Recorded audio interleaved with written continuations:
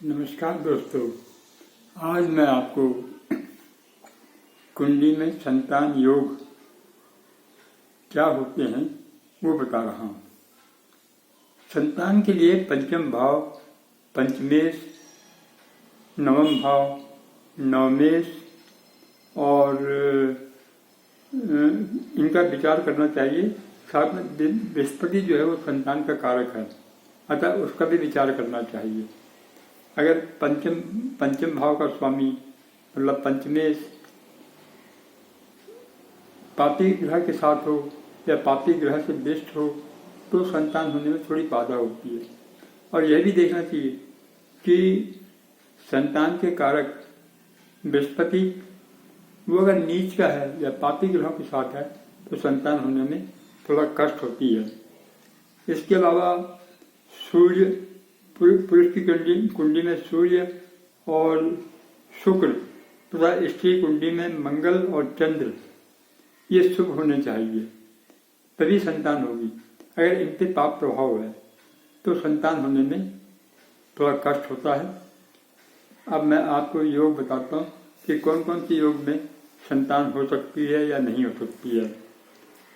ऐसा है, पंचम भाव पर पंचमेश की दृष्टि हो, अगर पंचम भाव का स्वामी कहीं और बैठा है और उसकी दृष्टि अपने भाव पर है, पंचम भाव पर अगर पंचमेश की दृष्टि हो, शुभ ग्रहों की दृष्टियाँ हों तो संतान होने के चांस हो जाते हैं। इसी तरह से नवमेश के साथ भी, नवमेश अपने घर को देखता हो या शुभ ग्रह या उसके मित्र ग्रह उसके घर को देखते हों तो संतान जरूर होगी। लग्नेश और पंचमेश एक साथ बैठे हों, लग्नेश और पंचमेश एक साथ बैठे हों या उनमें राशि परिवर्तन हो या एक दूसरे को मित्र दृष्टि से देख रहे हों तो संतान जरूर होगी। लग्न, चंद्र और बृहस्पति, लग्न, चंद्र और बृहस्पति यदि पंचम भाव में हो तो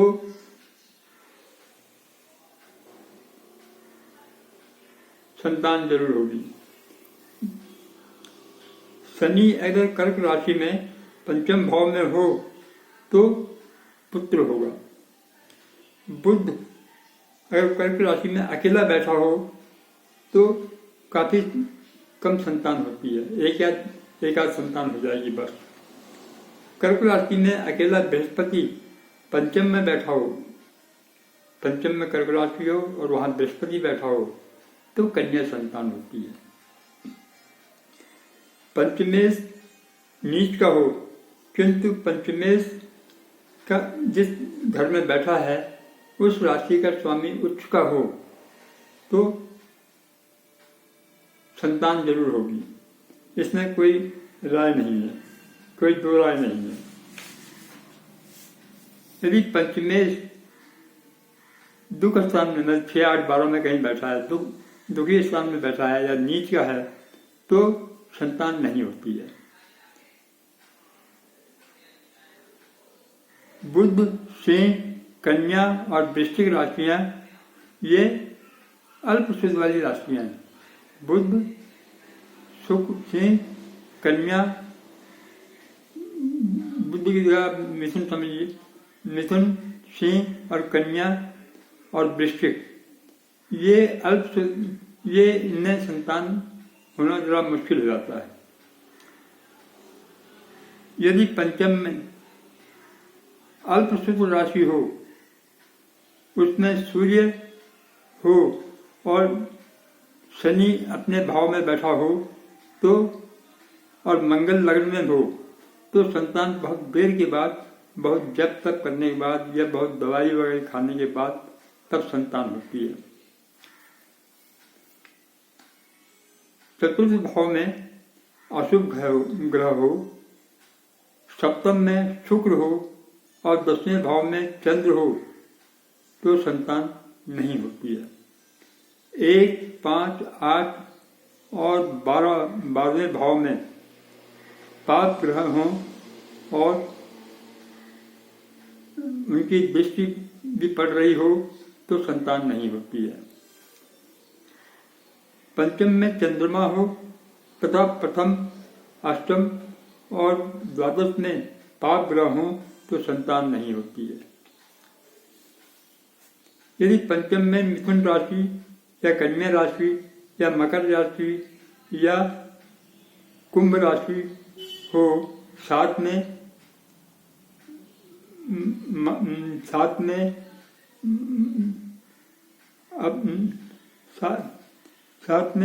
मांदी हो या साथ में शनि हो तो संतान गोद लेनी पड़ती है। पंचम में सूर्य हो तो पुत्र दोष होता है। अगर पंचम में सूर्य बैठा तो पुत्र दोष होता है और संतान देर से देंगे या अंत में देंगे। पंचम में मंगल या केतु गर्भपात करवा देते हैं, ये ख्याल रखिएगा। पंचम में अगर केतु और मंगल है तो गर्भपात होने की आशंका होती है या ऑपरेशन होने की आशंका होती है। पंचम में बृहस्पति भी पुत्र दोष होता है। पंचम में अगर बृहस्पति बैठा है तो पुत्र दोष देता है, लेकिन अंततः बेर से संतान होगी, लेकिन लड़की संतान होगी। पंचम में केतु हो तो संतान हीनता का योग होता है। अगर ये आज मतलब संतान के लिए ये मुख्य योग हैं जो मैंने आपको बताए हैं, आप लगा के देख लीजिए। इसके लिए किसी की भी जन्म पत्री आप ले सकते हैं, अपनी ले सकते हैं, अपनी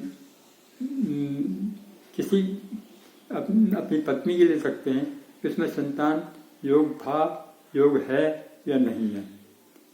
क्योंकि कई बार ऐसा होता है कि हम समझते हैं हम भी फिट हैं और क्या मैडम भी फिट हैं, लेकिन फिट होने के बावजूद भी अगर इस तरह के योग बन रहे हैं तो कहीं ना कहीं संतान की होने में प्रॉब्लम आती है। तो कृपया देख लीजिएगा, पसंद कीजिए, लाइक कीजिए। लाइक क्या करना, आप जो मर्जी हो कीजिए, लेकिन इन चीज़ों को याद रखिए। अब कल मैं आपको विद्या या कुछ भी शिक्षा के बारे में या व्यवसाय के बारे में, किसी भी बारे में कल बताऊंगा। उम्मीद है आप लोगों को ये पसंद आएगा और इसी तरह से मैं आपको पूरा ज्योतिष के जितने भी अंग हैं सब बता के फिर आपसे उम्मीद करूंगा कि आप पत्र भेजें मुझे। अपनी कोई परेशानी आपको हो, कोई कष्ट हो तो आप अभी भेज सकते हैं। YouTube पर आप मेरा कार्यक्रम देखते हैं तो YouTube पे भेज सकते हैं। धन्यवाद।